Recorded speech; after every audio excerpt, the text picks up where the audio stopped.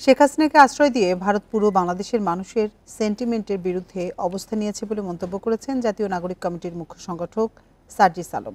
দুপুরে চট্টগ্রামের পলো গ্রাউন্ড মাঠে ইসলামী আন্দোলন আয়োজিত ভারতের রাজনৈতিক ও সাংস্কৃতিক আধিপত্যবাদ শীর্ষক সেমিনারে তিনি একথা বলেন। তিনি আরও বলেন, আওয়ামী লীগের মাধ্যমে ভারত দীর্ঘদিন ক্ষমতার অপব্যবহার করেছে। বাংলাদেশের ওপর ভারত আধিপত্যবাদী আচরণ করলে তাদের সাথে বাংলাদেশের সম্পর্ক স্থায়ী হবে না বলেও হুঁশিয়ারি দেন তিনি। ভারতের আধিপত্যবাদ ভাঙার আহ্বান জানান তিনি। এ সময় শেখ হাসিনাকে আশ্রয় দিয়ে ভারত ভুল করেছে বলেও মন্তব্য করেন সার্জিস আলম। শেখ হাসিনাকে দেশে পাঠিয়ে বিচার মঞ্চে ফিরিয়ে দিতে তিনি আহ্বান জানান।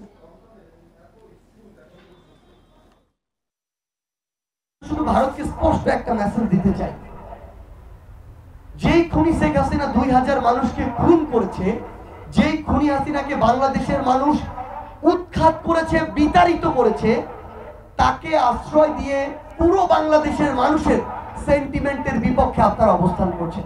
বাংলাদেশের ওই বিচারের মঞ্চ, সেখানে তাকে পাঠানোর জন্য আপনারা ব্যবস্থা করবেন।